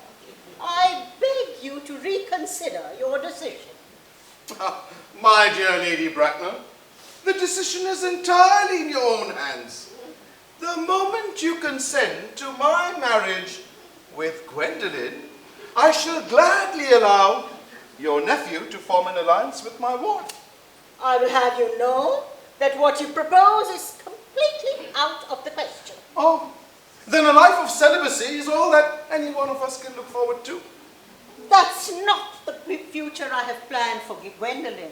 Algernon, of course, can choose for himself. Come, dear, we have already missed 5, if not 6 trains. Everything is quite ready for the christenings. Christening, sir? Is that not somewhat premature? All these gentlemen have expressed a sudden desire for baptism. At their age? The idea is grotesque and irreligious. Algernon, I forbid you to be baptized. Am I to understand that there are to be no christenings at all this evening? Oh, I don't think so. But as things stand, it may take a little more time, Reverend Jasper. All right then, I shall head back to the church at once. I have just been informed by the pew opener that for the past hour and a half, Miss Prism has been waiting for me in the vestry. Prism? Did I hear you say a Miss Prism? Yes, Lady Bracknell. I am on my way to join her. Allow me to detain you for a moment. This might be of vital importance to Lord Bracknell and me. Is this Miss Prism a female of a repellent nature? Remotely connected with education? She is the most cultivated of ladies and the very picture of respectability, Lady Bracknell. She seems to be the same person. May I ask, what position does she hold in your household? I am a celibate, madam. Lady Bracknell, Miss Prism for the past 3 years has been Miss Cardew's esteemed governess and valued companion. In spite of what I hear of her, I need to see her at once. Let her be sent for. Oh, how wonderful! Miss Prism is on her way here.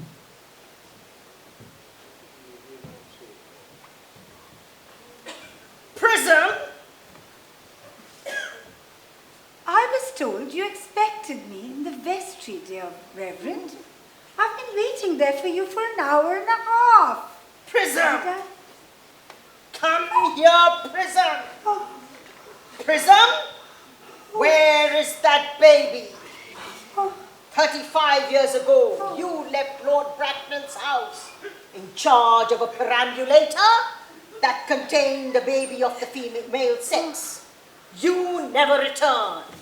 After an elaborate investigation by the Metropolitan Police, the perambulator was found at midnight. It contained a 3-volume novel manuscript of a revolting sentimentality. But the baby wasn't there. Prism, where is that baby?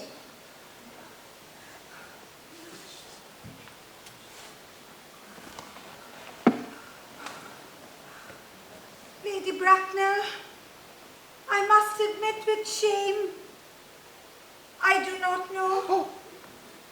I only wish I did. The plain facts of the case are these.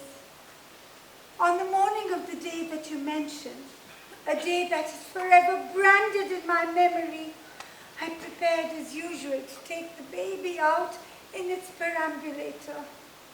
I also had with me a somewhat old but large handbag in which I had intended to place the manuscript of a work of fiction that I had written during my few unoccupied hours to show to an editor for publication. in a moment of mental distraction, for which I can never forgive myself, I placed the manuscript in the perambulator and left the baby in the handbag. But where do you deposit the handbag? Oh, Mr. Worthing, do not ask me. Miss Prism, this is a matter of great importance to me. I insist on knowing where you deposited the handbag that contained the baby. I left it Yes. in the cloakroom of Victoria Station, the Brighton line. I must retire to my room for a moment. Gwendolyn, wait here for me, please. I'll wait for you all my life. Yes, darling. Oh, What do you think this means, Lady Bracknell?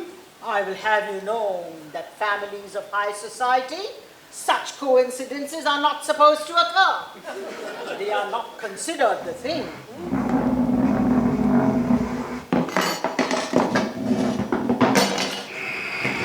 Uncle Jack seems strangely agitated. Your guardian seems to have a very emotional nature. This noise is extremely unpleasant. It seems as if he's breaking the house down.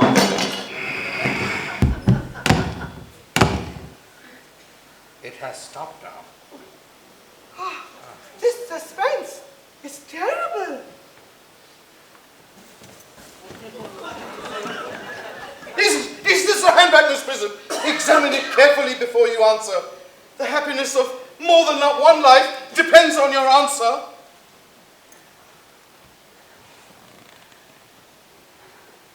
This seems to be mine. Oh, here are my initials on the bag. Oh, I'm so delighted to have this bag. This bag is undoubtedly mine. It's been such an inconvenience not having it with me all these years.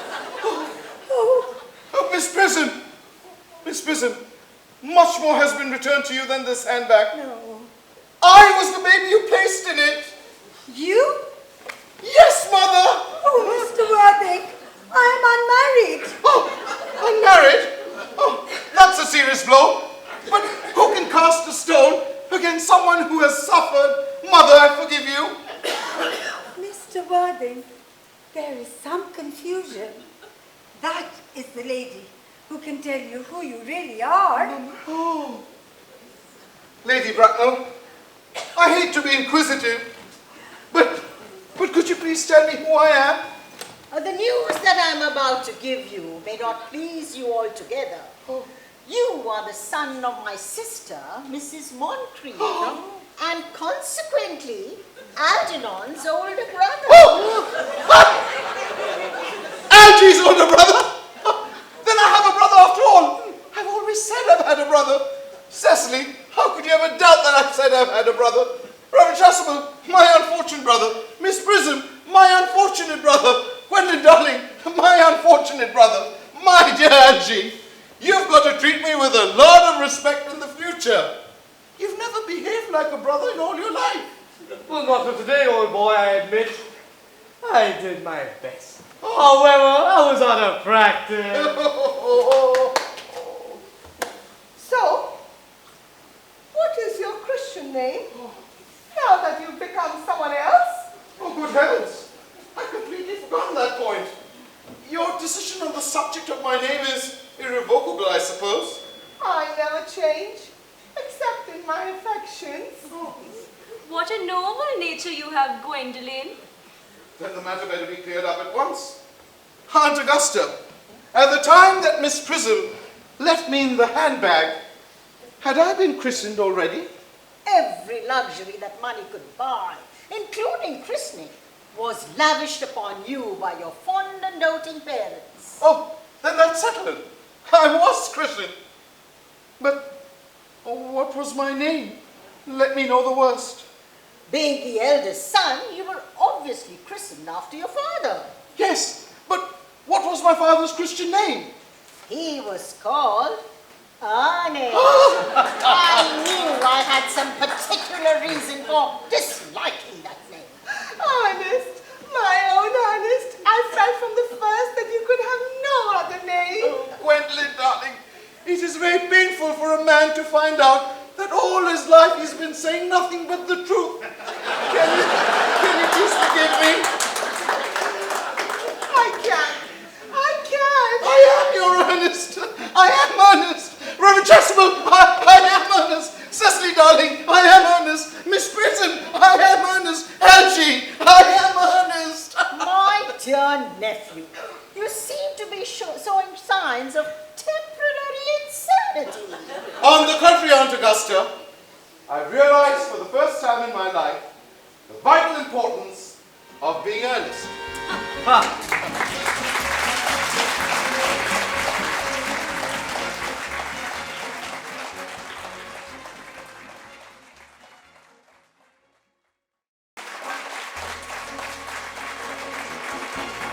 Starting from my right, in a first appearance in a Bengal Club play, Madhumita Dasgupta as Merriman the housekeeper, Reena Sen as Miss Prism, Arjun Navada as both Lane the butler as well as Reverend Chasuble. I'll start with the left. Again, our new find, the two young here, starting with Susmita Banerjee as Cecily Cardew. Another very good find, which is Nathan Gasper Chowdhury as Arjun Moncrief. As my love, Gwendolyn, Janet Gasper Chowdhury, and the undoubtedly brilliant Afroze Randerian as Lady Bracknell. Ladies and gentlemen, this production would not have been possible without the help and support of a couple of other members, and I'd like them to please come on stage. We'd like to start with Gitanjali Alak Jolly for sets and costumes. Please put your hands together to Gitanjali Alak Jolly. To Shalini Vora for the music, sound effects, and the communication. Shalini, please come up.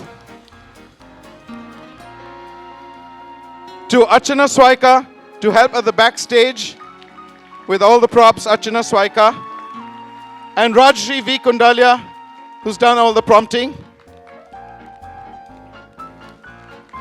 Sound has been done by Gauri Gramo, Debuda, Gautam and his team. Lights by Bablu Sharkar and his team. Makeup by Mohammad Babu and Oshim. And last but not the least, our producer, PREETI Roy, who's been a constant support and help and continues to take all my nonsense. I drive them crazy for three months, and PREETI is there as that senior member who holds this group together. Over to you, PREETI. And now I shall introduce who? Jack, or Earnest, or Sumit Ray, our director, who has been absolutely marvelous. Cannot describe the kind of energy, the love, the appreciation he has shown to the crew and to all the actors, actresses. Am I right? And we cannot do without Sumit. He's director, he is Earnest, he's Jack. That's it. Thank you, PREETI. Over to you. Sorry, I'd missed my cue, clearly. May I now invite our President, Mr. J.P. Khaitan, to say a few words, please.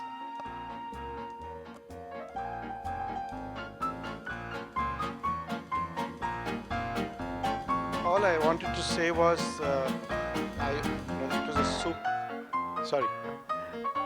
All I really wanted to say was, I think the performance was superlative.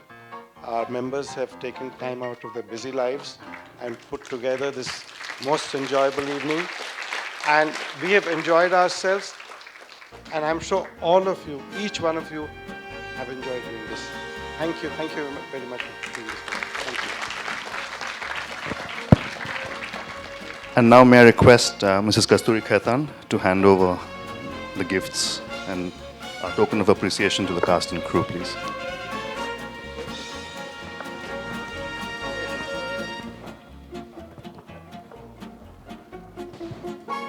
Congratulations.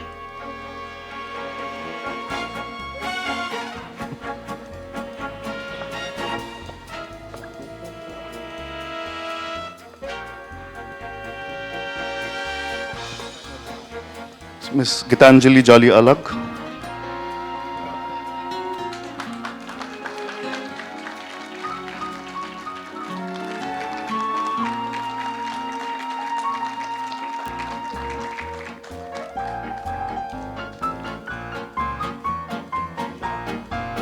And now the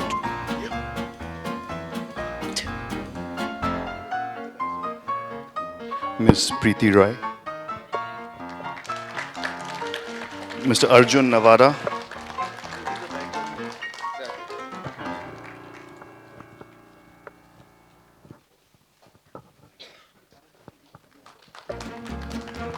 the inimitable Ms. Afroze Randerian,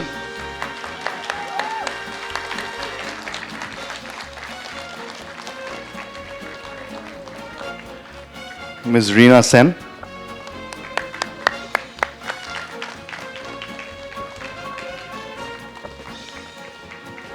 Ms. Janet Gasper Chowdhury,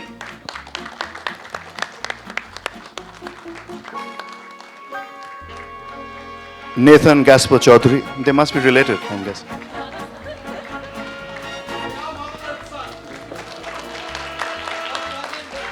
Ms. Susmita Banerjee,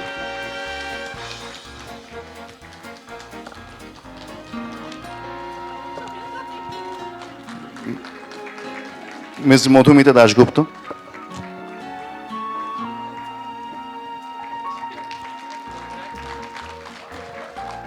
Ms. Rajeshri Kundalia,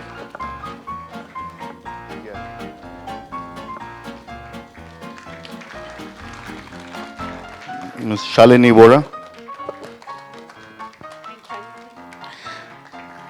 Ms. Archana Swaika, and finally, Mr. Sumit Ray.